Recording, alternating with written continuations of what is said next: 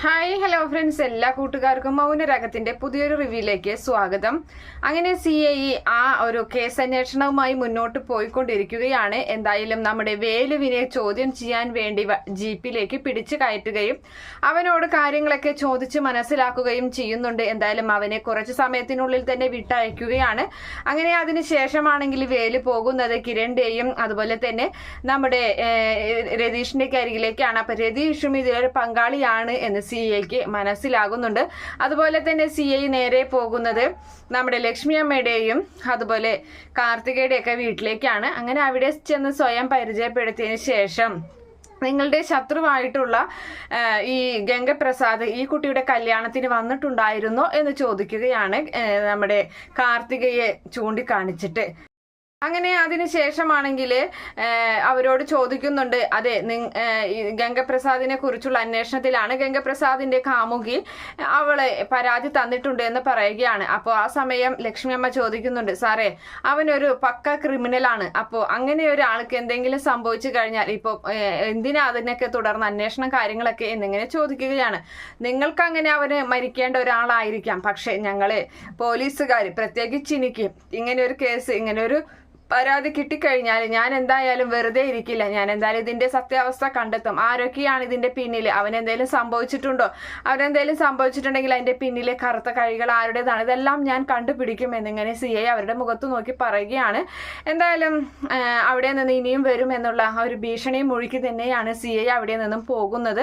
അതിനുശേഷം ലക്ഷ്മി അമ്മയും കാർത്തികയും പറയുന്നുണ്ട്, ഈ പോലീസുകാർക്ക് ഇതെന്താ, അവനെ കൊണ്ടുള്ള ശല്യം പാതി സമാധാനമായി ഇന്ന് വിചാരിച്ചിരിക്കുകയാണ്. അപ്പോൾ ഇവർ ഈ ഒരു കേസും പൊക്കിക്കൊണ്ട് വരുന്നത്, എന്ത് കേസ്, ഇവനെ അപ്പൊ മരിച്ചോ എന്നൊക്കെ ഇങ്ങനെ ചോദിക്കുകയാണ് അവർ പരസ്പരം.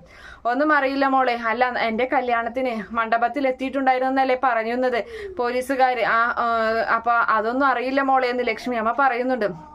അങ്ങനെ അതിനുശേഷമാണെങ്കിൽ സരയുവിനെ കാണിക്കുകയാണ്.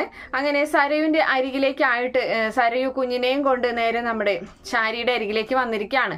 അപ്പോൾ ശാരിയുടെ അരികിലേക്ക് വരണ സമയത്ത് ശാരിയോട് ഇവളുടെ ഈ ഒരു മാറ്റങ്ങൾ മനസ്സിലാക്കുകയാണ് ശാരി. അതുപോലെ തന്നെ കിരണിനെ തനിക്ക് സ്വന്തമാക്കണമെന്നും ഈ കുഞ്ഞിന്റെ അച്ഛൻ കിരൺ ആയിരിക്കണം ഇനിയെന്നും എന്നൊക്കെ ഇങ്ങനെ പറയണ കേൾക്കുമ്പോൾ ശാരി പറയുന്നുണ്ട്, എന്തൊക്കെയാ മോളീ പറയുന്നത്, മോൾക്ക് എന്താ പറ്റിയേ, മോൾക്ക് സമനില വല്ല എന്തെങ്കിലും പ്രശ്നമുണ്ടോ എന്നൊക്കെ ഇങ്ങനെ ചോദിക്കുകയാണ്. അപ്പോൾ എനിക്ക് യാതൊരു തരത്തിലുള്ള പ്രശ്നവും ഇല്ല, എൻ്റെ ആഗ്രഹം ആണ് ഞാൻ പറഞ്ഞത്. ആ കല്യാണി അവളെ എന്തായാലും ആദ്യ ഭാര്യയായി വേണമെങ്കിൽ ഇരുന്നോട്ടെ, പക്ഷെ എന്തായാലും എനിക്ക് അവൻ്റെ ഭാര്യയാകണം എന്നൊക്കെ ഇങ്ങനെ പറയുമ്പോൾ എൻ്റെ ആഗ്രഹത്തിനൊപ്പം തന്നെ നിന്നോളണം, ഇല്ലെങ്കിൽ രണ്ടമ്മമാരും, ഇല്ലെങ്കിൽ നിങ്ങൾക്ക് തന്നെയായിരിക്കും, എനിക്കിങ്ങനെ ഒരു അമ്മ ഇല്ലെന്ന് ഞാൻ അങ്ങ് കരുതും എന്നൊക്കെ ഇങ്ങനെ പറഞ്ഞിട്ട് ഈ പറയുന്ന സാരി വളരെ ദേഷ്യപ്പെടുകയാണ്. അത് കണ്ട് ശാരി ഞെട്ടിപ്പോവുകയും ചെയ്യുന്നുണ്ട്. അങ്ങനെ അതിനുശേഷമാണെങ്കിലും നമ്മുടെ ഇവളെ കാണിക്കുകയാണ് കല്യാണിയോടായിട്ട് കിരൺ പറയുന്നുണ്ട്, അതായത് ഈ പറയുന്ന രാഹുൽ പരോളിൽ ഇറങ്ങുകയാണ്. അതെന്തായാലും കിരണ് ന്യൂസ് കിട്ടുകയാണ്.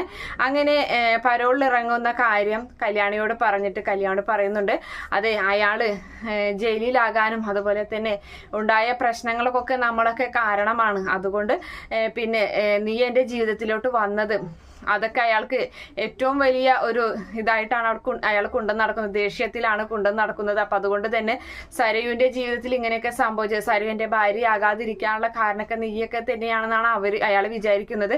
അപ്പം നീ സൂക്ഷിക്കണം, അയാൾ പുറത്തിറങ്ങിക്കഴിഞ്ഞാൽ അയാളുടെ മനസ്സിലായൊരു പകവും കാര്യങ്ങളൊക്കെ മനസ്സിലുണ്ടായിരിക്കും എന്നൊക്കെ ഇങ്ങനെ പറഞ്ഞു കൊടുക്കുന്നുണ്ട് കിരൺ നമ്മുടെ കല്യാണിക്ക്. അങ്ങനെ കല്യാണി അതൊക്കെ കേട്ട് പേടിച്ച് നിൽക്കുന്ന ഒരു ഭാഗമൊക്കെയാണ് പ്രൊമോ ആയിട്ട് വന്നിട്ടുള്ളത്.